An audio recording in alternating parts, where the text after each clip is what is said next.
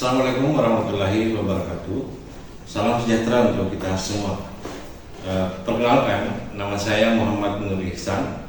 Saya merupakan salah satu dosen jurusan perikanan dari Universitas Sulawesi Barat, tepatnya berfokus pada program studi perikanan tangkap, Fakultas Peternakan dan Perikanan.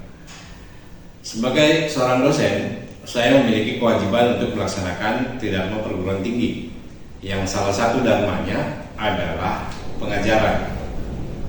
Pada kesempatan kali ini, saya akan menyampaikan terkait kegiatan pengajaran saya dengan mata kuliah pokok dasar-dasar penangkapan ikan. Adapun teknik pengajaran yang saya gunakan adalah DIA atau Delivery, Interaction, and Assessment.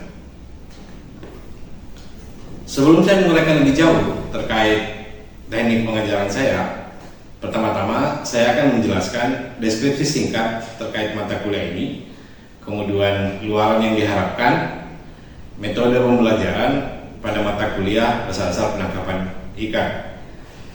Mata kuliah dasar penangkapan ikan merupakan mata kuliah wajib pada program studi perikanan tangkap Universitas Sulawesi Barat. Mata kuliah ini tersedia atau disajikan pada semester genap atau lebih tepatnya pada semester 2. Deskripsi mata kuliah ini secara garis besar, mata kuliah ini menyajikan pengetahuan dasar tentang metode penangkapan ikan, mulai dari alat tangkap tradisional sampai ke alat tangkap yang modern, serta membahas berbagai alat bantu penangkapan ikan serta implementasinya dalam penangkapan ikan. Pokok bahasan dari mata kuliah ini mencakup yaitu beberapa istilah dalam penangkapan ikan, kemudian ciri-ciri perkembangan metode penangkapan ikan, klasifikasi metode penangkapan ikan, kemudian rumpon sebagai alat bantu penangkapan ikan, kemudian ada alat bantu penangkapan ikan dalam hal ini cahaya, serta sifat cahaya sebagai pemancing gerombolan ikan. Selanjutnya adalah metode penangkapan ikan dengan pursen, kemudian metode penangkapan ikan dengan lift net, metode penangkapan ikan dengan gill net, metode penangkapan ikan dengan line fishing, kemudian metode penangkapan ikan dengan trap, metode penangkapan ikan dengan troll, dan metode penangkapan ikan dengan electrical fishing. Luaran yang diharapkan dari mata kuliah ini yaitu capaian pembelajaran mata kuliah atau CPL yang dibagi menjadi 4 aspek, yaitu sikap, keterampilan umum, keterampilan khusus, dan aspek pengetahuan. Adapun CPMK atau capaian pembelajaran mata kuliah dasar-dasar penangkapan ini dibagi menjadi 4. Yang pertama adalah mahasiswa mampu menguraikan prinsip-prinsip metode penangkapan ikan. Kemudian yang kedua, memahami klasifikasi alat tangkap. Kemudian yang ketiga, memahami alat bantu yang digunakan untuk penangkapan ikan. Serta yang keempat adalah mengetahui perkembangan dalam bidang penangkapan ikan. Kemudian sub CPMK dari mata kuliah ini, yang pertama adalah mahasiswa mampu menjelaskan alat bantu penangkapan ikan, dalam hal ini rumpon. Kemudian yang kedua, mahasiswa mampu menjelaskan tentang light fishing atau alat bantu penangkapan ikan dengan penggunaan cahaya. Kemudian mahasiswa mampu menjelaskan definisi metode penangkapan ikan, konstruksi alat tangkap, serta hasil tangkapan dari pursen. Kemudian selanjutnya mahasiswa mampu menjelaskan tentang definisi metode penangkapan, konstruksi alat tangkap, serta hasil tangkapan dari alat tangkap lift net. Kemudian sub CPMK selanjutnya adalah mahasiswa mampu menjelaskan definisi metode penangkapan, konstruksi alat tangkap, serta hasil tangkapan dari alat tangkap gill net. Kemudian setiap MK selanjutnya adalah mahasiswa mampu menjelaskan definisi, metode penangkapan, konstruksi alat tangkap, serta hasil tangkapan dari alat tangkap, trap. Kemudian yang terakhir adalah mahasiswa mampu menjelaskan definisi dan metode penangkapan dengan metode penangkapan electrical fishing. Nah, untuk mencapai kompetensi dari tersebut di atas, maka mahasiswa akan mengikuti perkuliahan ini dengan beberapa topik bahasan yang telah dibagi menjadi ke dalam 14 pertemuan tatap muka, termasuk 2 pertemuan ujian tengah semester dan ujian akhir semester. Totalnya ada 16 pertemuan dalam mata kuliah ini. Selanjutnya saya akan memberikan gambaran singkat terkait teknik pengajaran saya yang meliputi delivery, interaction, and assessment. Tentunya untuk materi pembelajaran saya di awal kuliah biasanya saya mengawali dengan kontrak perkuliahan. Kemudian adapun bahan-bahan kajian dan materi pembelajarannya bersumber dari beberapa referensi, baik dari buku, teks, kemudian jurnal-jurnal hasil penelitian, baik itu nasional dan internasional. Untuk sistem pembelajaran, metode pembelajaran dibagi menjadi 2 metode. Yang pertama, metode tatap muka atau pembelajaran offline, dan metode online yang menggunakan beberapa aplikasi seperti Google Classroom, kemudian Zoom, dan Google Meet, serta beberapa aplikasi online lainnya yang bisa dimanfaatkan dalam pembelajaran. Seluruh materi, tugas, dan materi lainnya dapat diakses melalui Classroom mahasiswa. Metode pembelajaran yang saya gunakan adalah interactive learning dengan pendekatan student centered learning atau SCL. Metode kooperatif dan participative learning, studi kasus, dan forum group discussion. Untuk memotivasi peserta didik agar lebih terlibat dalam pembelajaran, tentunya diperlukan adanya interaksi. Jadi interaksi mahasiswa dan dosen ini sangat penting. Hal ini sejalan dengan semangat kurikulum Merdeka Belajar, di mana peran aktif mahasiswa sangat diperlukan. Penerapannya dapat dilakukan melalui pendekatan SCL tadi, misalnya dengan diskusi atau persentase. Nah, untuk sistem penilaian atau asesmen mata kuliah ini dilakukan dengan menilai 5 komponen, yaitu partisipasi atau kehadiran itu dengan bobot 10%, kemudian tugas terstruktur dengan bobot 15%, kemudian ringkasan kelompok atau persentase itu ada 15%, kemudian ujian tengah semester 25%, dan ujian akhir semester 35%. Berikut ini saya akan tampilkan video pembelajaran saya atau suasana kelas ketika proses pembelajaran dilaksanakan. Selamat menyaksikan. Bismillahirrahmanirrahim. Assalamualaikum warahmatullahi wabarakatuh. Selamat siang dan salam sejahtera untuk kita semua. Jadi hari ini kita ketemu lagi untuk mata kuliah dalam penangkapan ya. Alhamdulillah kita sudah masuk ke pertemuan keempat hari ini terkait dengan masih membahas alat bantu penangkapan. Jadi pekan kemarin kita bahas alat bantu penangkapan rumput. Jadi ada yang masih ingat apa poin-poin yang rumput pekan kemarin? Ya, silakan. Baik, tentu saja rumput adalah alat bantu penangkapan untuk mengumpulkan ikan. Jadi rumput adalah alat bantu penangkapan untuk mengumpulkan ikan. Jadi dia memanfaatkan tingkah laku ikan kan, yang kemudian senang berkumpul di bawah benda-benda yang kemudian terapung. Sehingga dari situlah tercipta yang namanya alat bantu penangkapan yang disebut dengan handphone. Nah, hari ini kita juga masih membahas tentang alat bantu penangkapan. Tapi alat bantu kali ini adalah cahaya. Jadi sifatnya sama, fungsinya sama sebagai alat bantu penangkapan untuk mengumpulkan ikan. Jadi bagaimana kemudian ikan itu dikumpulkan dalam satu kawasan tertentu dengan alat bantu cahaya untuk memudahkan penangkapan. Jadi tujuan utamanya selalu memudahkan penangkapan. Begitupun dengan rumpon. Rumpon itu kemarin yang pekan lalu itu bicara dia adalah daerah penangkapan buatan yang kemudian disetting untuk menjadi alat bantu penangkapan. Nah, hari ini kita bahas tentang alat bantu penangkapan light fishing atau rumpon, atau cahaya. Kemudian keempat.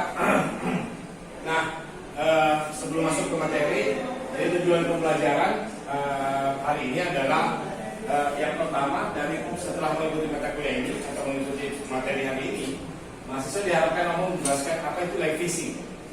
Jadi light fishing, jadi alat bantu penangkapan yang menggunakan cahaya. Kemudian yang kedua adalah mahasiswa mampu menjelaskan peranan cahaya sebagai alat bantu penangkapan. Jadi dia peranan cahaya sebagai alat bantu penangkapan. Nah, ini penampakan permukaan bumi ketika malam hari. Jadi warna-warna putih itu adalah penampakan dari cahaya lampu. Jadi kalau malam hari, jadi pengkhususan, jadi kalau yang kita warna merah adalah Indonesia, yang kemudian penampakannya ketika malam hari.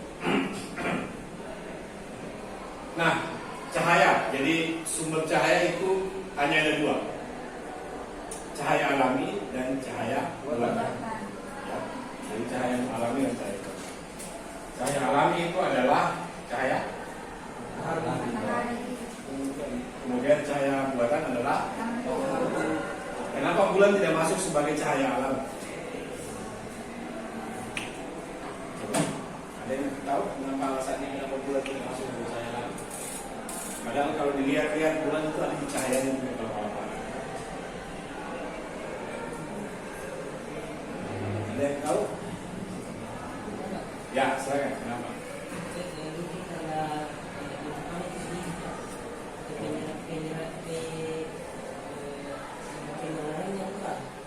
Jadi sebenarnya jawabannya si Ridwan tidak salah, tapi sebenarnya cahaya bulan itu bukan dari cahaya bulan itu sendiri.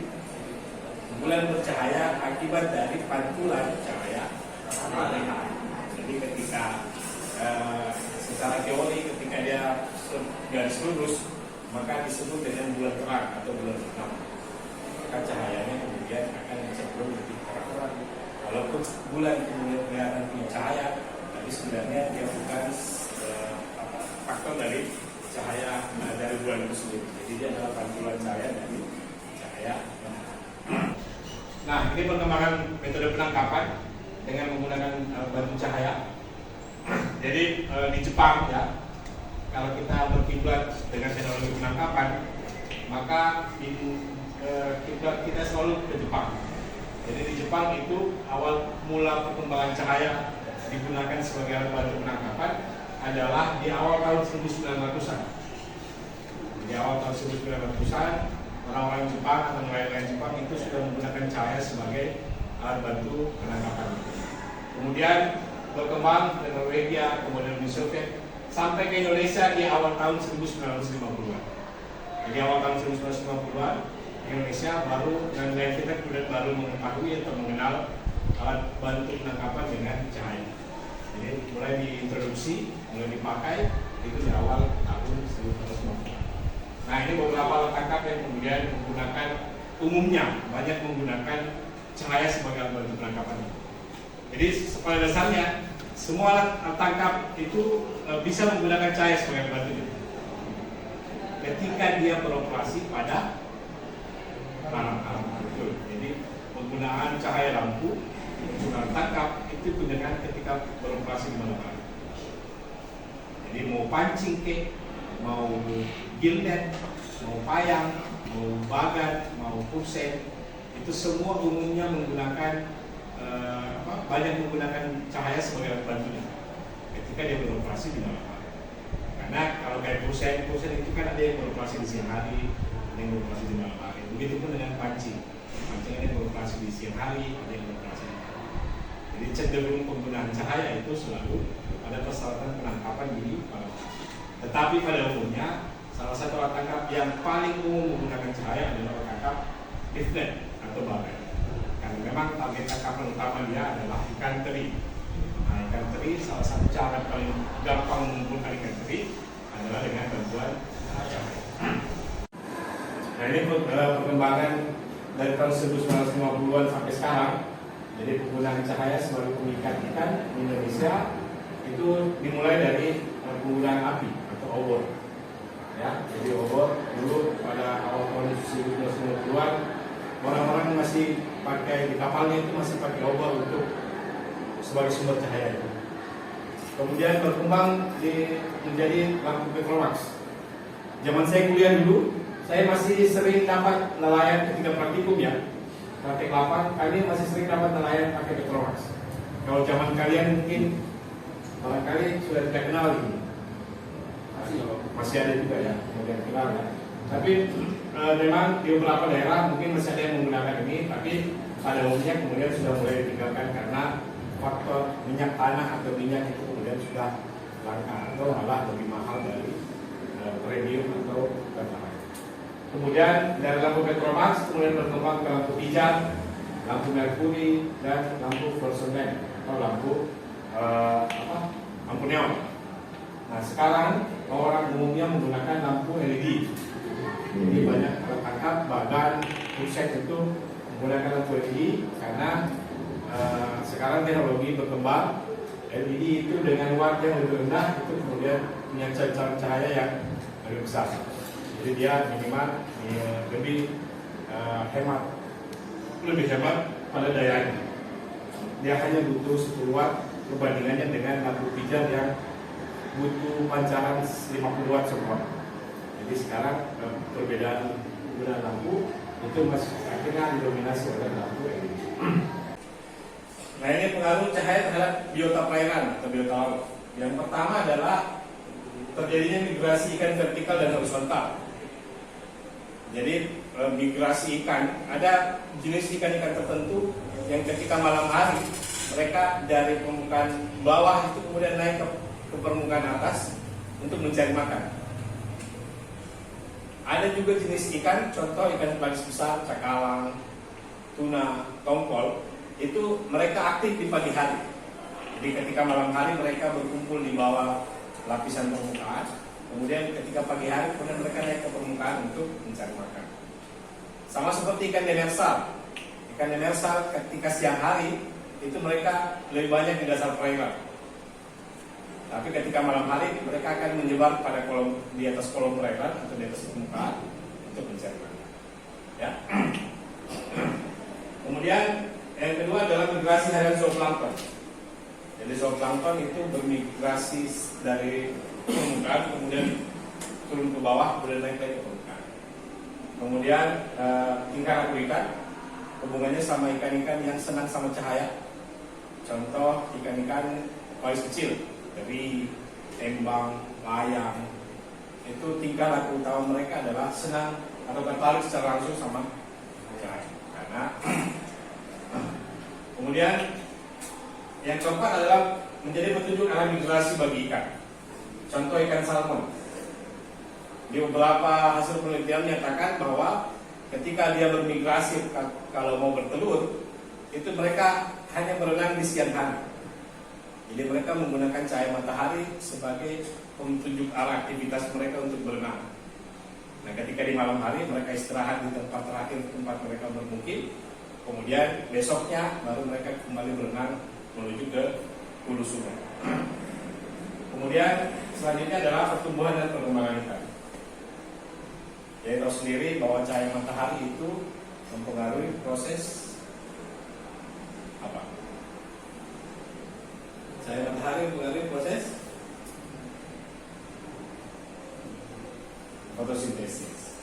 Jadi mempengaruhi proses fotosintesis sehingga proses fotosintesis berpengaruh pada fitoplankton. Jadi fitoplankton itu adalah produsen utama di perairan sebagai sumber makanan utama dari ikan-ikan yang ada di ikan.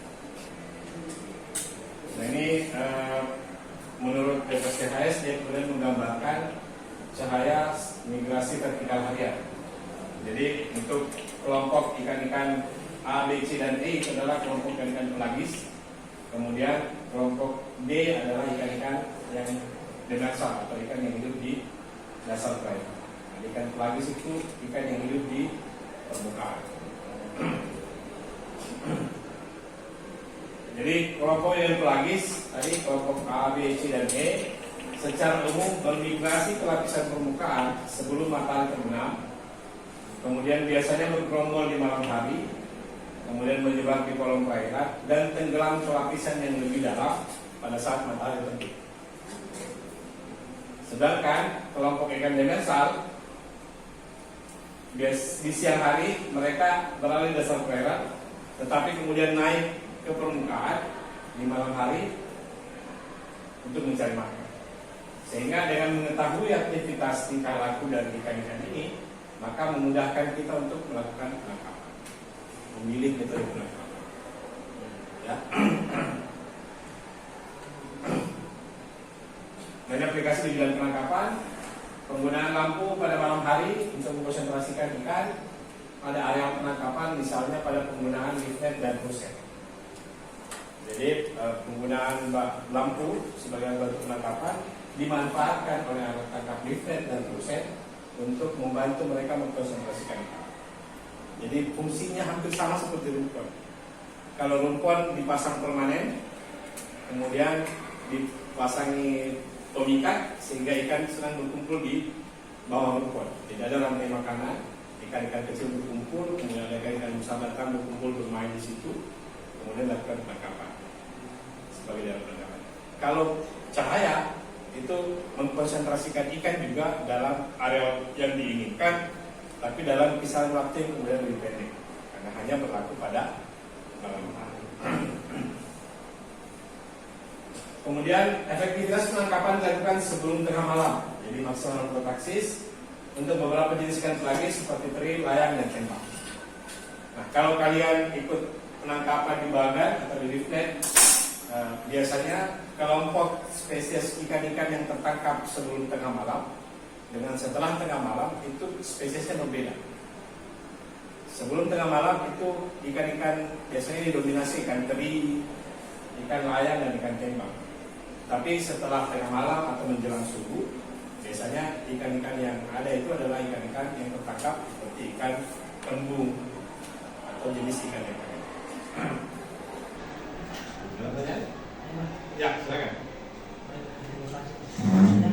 Jadi Pak, kira-kira kenapa ikan tertarik pada cahaya lampu? Nah, jadi ikan itu tertarik sama cahaya lampu.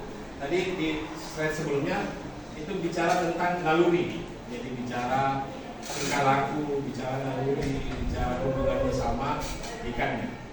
Jadi ada ikan-ikan yang memang betul-betul sifat alaminya itu tertarik sama cahaya secara langsung. Contoh ikan teri, ketika ada cahaya, mereka akan senang berkumpul di bawah cahaya. Jadi dia secara langsung tertarik. Ikan tembang, ikan teri, ikan layang. Kemudian yang kedua, ada alasan yang lainnya. Alasan yang lainnya karena makanan, naluri makanan. Jadi ketika ada cahaya, ikan-ikan yang ukurannya lebih besar itu kemudian mengindikasikan di bawah cahaya itu pasti ada makanan, sehingga mereka akan senang berkumpul di bawah cahaya. Jadi di bawah cahaya itu ada rantai makanan yang terbentuk, ada ikan kecil yang berkumpul, ada plankton, ada ikan kecil, kemudian ada ikan-ikan yang kecil lainnya, kemudian datang ikan-ikan besar untuk mencari makan di bawah cahaya. Jadi secara otomatis ada rantai makanan yang terbentuk di bawah cahaya. Jadi ada karena sifat alami mereka yang protaksis tadi positif, ada karena naluri untuk mencari makan. Ya. Ini hasil penelitian S3 disertasi dari salah satu dosen di Unhas, almarhum Prof. Sudirman tahun 2003. Dia memetakan, jadi membuat grafik tentang jenis ikan, hubungannya sama intensitas cahaya. Jadi warna merah itu yang paling terang, kemudian warna kuning itu lebih redup. Jadi dari grafiknya ini untuk penangkapan dengan menggunakan bagan dengan Rambo di perairan Baru. Ternyata jenis yang paling senang sama cahaya yang terang itu adalah jenis ikan teri. Makanya yang paling dekat dengan kapal itu adalah ikan teri. Kemudian di sekitarnya yang warna remang-remang sedikit itu ada kumpulan cumi-cumi. Kemudian di kedalaman 15-30 meter kemudian baru ada ikan-ikan yang lain. Ada ikan kembung, ada ikan layang, ikan tembak. Jadi ini grafik hasil penelitian beliau di waktu beliau lagi melaksanakan penelitian S3. Jadi dia membuat grafik terkait dengan intensitas cahaya terhadap jenis ikan. Data ini diambil dengan cara mengukur penetrasi cahaya dan menggunakan kamera. Jadi dia menggunakan kamera yang dipasang di bawah air untuk melihat kelompok ikan-ikan apa saja sih yang berkumpul di bawah air atau di bawah cahaya. Nah ini hasil penelitiannya. Jadi ternyata cumi-cumi itu senang di daerah yang remang-remang. Ya, jadi kalau ada orang yang suka tempat remang-remang, sifatnya seperti cumi, ya. Kemudian yang paling senang yang ada di paling pertama itu yang tempat terang itu kelompok ikan teri. Kemudian di kedalaman 10 sampai 30 meter. Kemudian yang masih di penetrasi cahaya itu kemudian ada kelompok ikan-ikan kembung, tembang dan lain. Ini beberapa hasil penelitian terkait dengan cahaya. Zasa 1958 bagi ikan, cahaya merupakan indikasi adanya makanan. Ikan yang dalam keadaan lapar itu akan lebih mudah terpikat sama cahaya dibanding ikan yang dalam keadaan kenyang. Kalau mahasiswa yang dalam keadaan lapar lebih cepat emosi dibanding mahasiswa dalam keadaan kenyang, ya. Kemudian LFSDS 81 ternyata ikan itu sudah bisa merespon perubahan intensitas cahaya antara 0,1 sampai 0,001 lux. Jadi kalau satuan intensitas cahaya jadi kayak lampu ini, satuannya terangnya itu hitungannya adalah lux. Jadi alat yang dipakai adalah lux meter. Jadi ada namanya lux meter untuk menghitung besaran intensitas cahaya. Kemudian ini tadi Sudirman 2003. Ikan pelagis yang merupakan target tangkapan bagan memiliki variasi lama fototaksis yang berbeda terhadap cahaya. Ya, kesimpulan hasil penelitiannya menyatakan bahwa ada perbedaan antara ketika cahaya digunakan dalam waktu yang lama dan waktu yang sedikit. Ada perbedaan jenis ikan yang tertangkap. Ya. Ada pertanyaan sampai sini? Ya, silakan. Apakah ada jenis warna cahaya yang paling disukai oleh ikan? Jadi kalau hasil penelitian dan hasil yang umum digunakan itu kita bisa menyimpulkan bahwa ikan itu tertarik sama warna putih dan warna kuning. Karena selama ini lain-lain bagan itu mendominasi menggunakan lampu itu. Tapi di beberapa penelitian juga menyatakan ada yang senang warna biru, ada yang senang warna hijau, dan ada yang senang warna merah. Jadi kalau bicara apakah ada warna cahaya tertentu, ya jawabannya ada.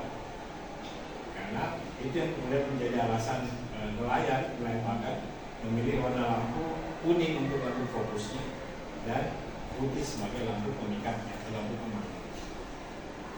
Ya. Ya. Kalau begitu kita akhiri pembelajaran hari ini. Billahi taufiq wal hidayah.